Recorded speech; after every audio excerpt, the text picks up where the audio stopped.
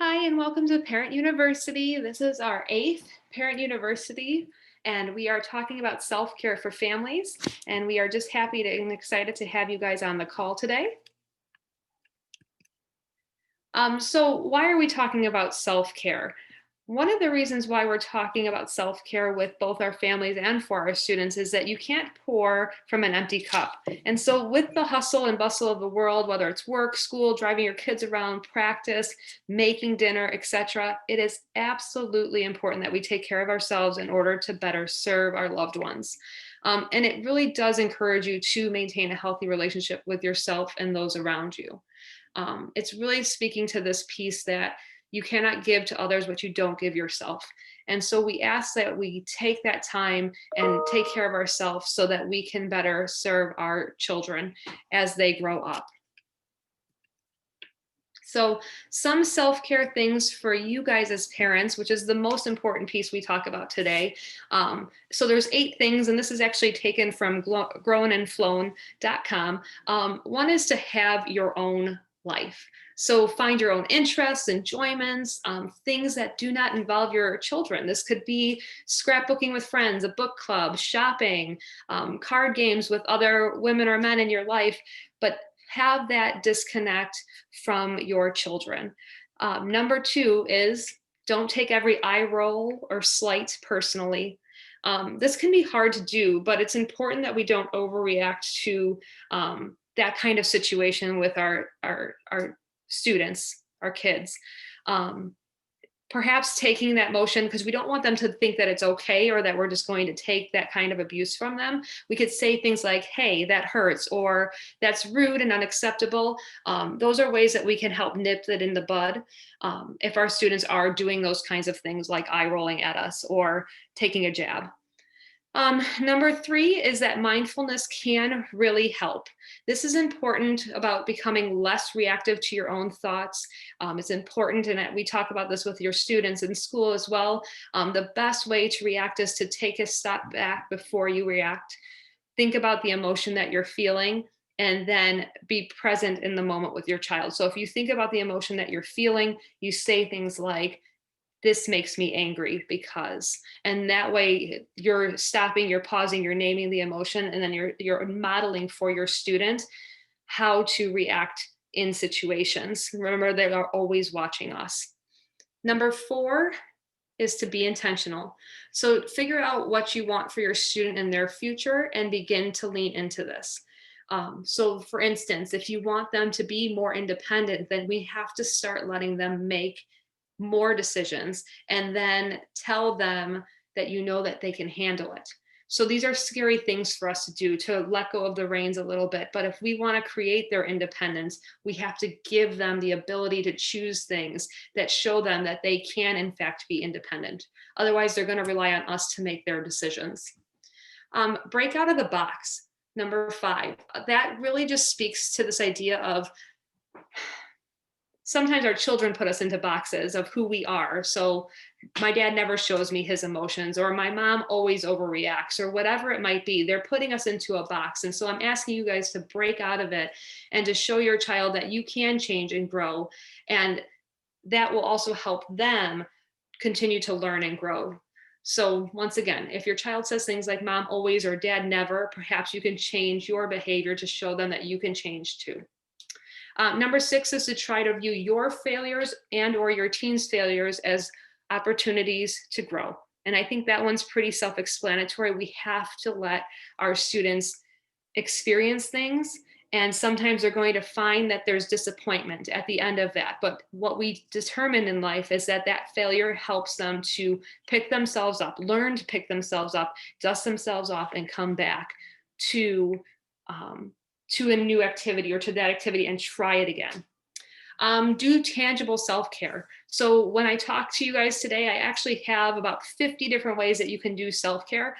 So I'm asking you to find something that you enjoy doing, 1, and 2, that you have time for. So What are the things that you love and you can commit to? Is it a daily walk with your dog? Is it a 20-minute workout on YouTube? Is it going to a yoga class? Is it playing with your dog? Whatever it might be. And when I show the screen with the 50 ways to do self-care, I'm sure that you can find at least 3 or 4 that you like to do. And number 8 is to accept the messy roller coaster nature of life.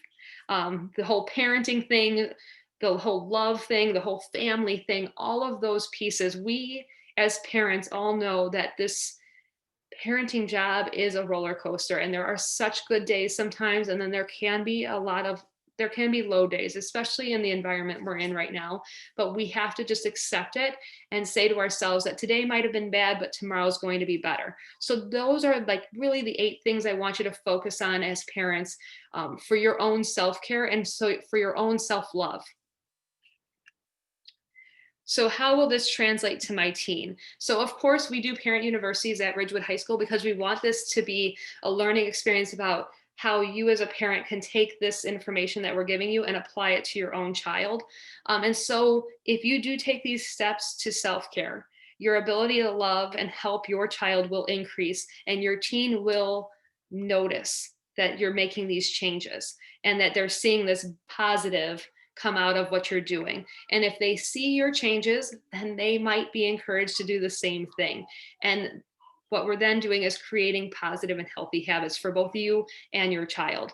And so this part of life is challenging in so many ways. That's being a teenager, I mean, is challenging in so many ways that self-care is a great way to deal with the teenage emotions. And so once again, if we're just creating that environment that allows them to see you doing it, your child will then model your behavior when they see the positive outcomes that you're getting from the self-care.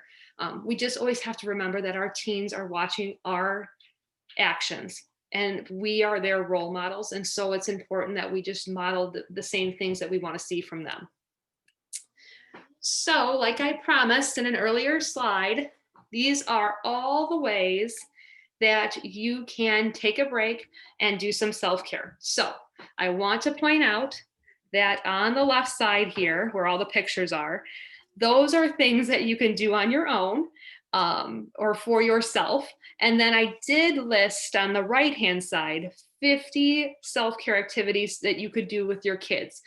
But please, please, please remember my first slide or second slide when I told you that I want you to find things to do that that separate you from your kids, that make you happy. And so I do want you to find self-care that you can do on your own independently. But I think that this right-hand column here is a great way for you to encourage self-care with your students. So for instance, going for a bike ride, drawing and painting with them, doing a craft. If you go swimming in the summertime, if you go to the library and pick out books, that can show students that that's part of the self-care, taking that time. You could meditate with your child, go on a picnic, swing at a park, go for ice cream, teach them how to write poetry. Maybe you both take a nap. Scrapbooking, if you do it yourself and you could teach your child how to create their own scrapbook, then maybe you guys are doing that side by side, so that you're getting these experiences and taking time for yourself. We can get lost in how fast the world seems to be moving and forget that we need to be present in our current moment. And so I always just want to encourage you guys to take that time for yourself and then also translate that to your student. All right. So our final practice today, I am going to do a meditation with you. So this is one way that you can do self-care. And so what I'm going to do is I'm going to play a 3-minute clip from an app I have on my phone. And that app is called Breathe. It is spelled Breethe.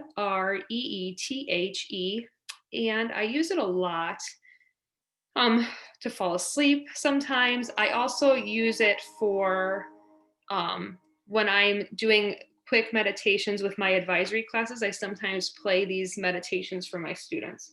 So I'm going to give you guys a 3-minute meditation that hopefully if you're watching this video later, you are going to feel more relaxed after you hear this. So here we go.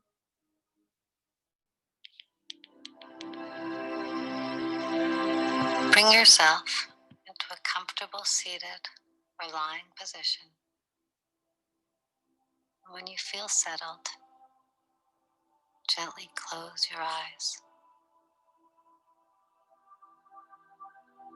Start with a few deep, relaxing breaths, breathing in through your nose and out through your mouth.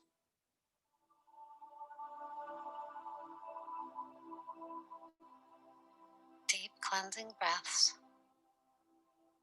feeling your belly expand fully on each in-breath, feeling all the air leaving your body on the out-breath.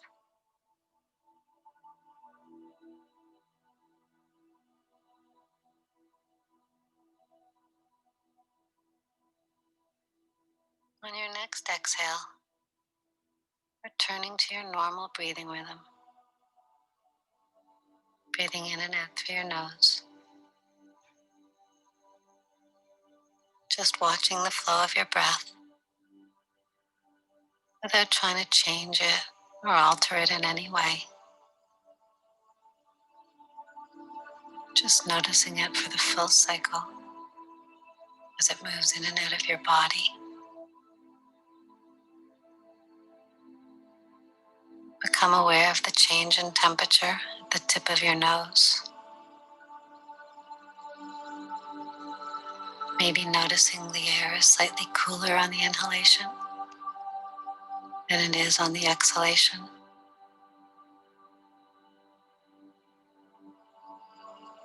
Feel your chest and belly as they gently rise with the in-breath. And on the exhalation, feeling your body soften as it releases any tension that you've been holding on to.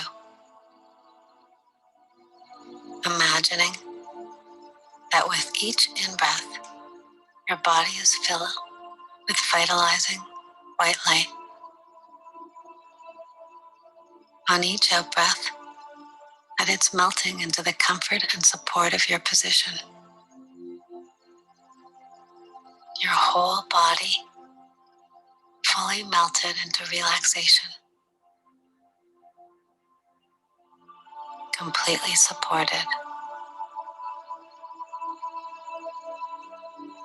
completely at ease.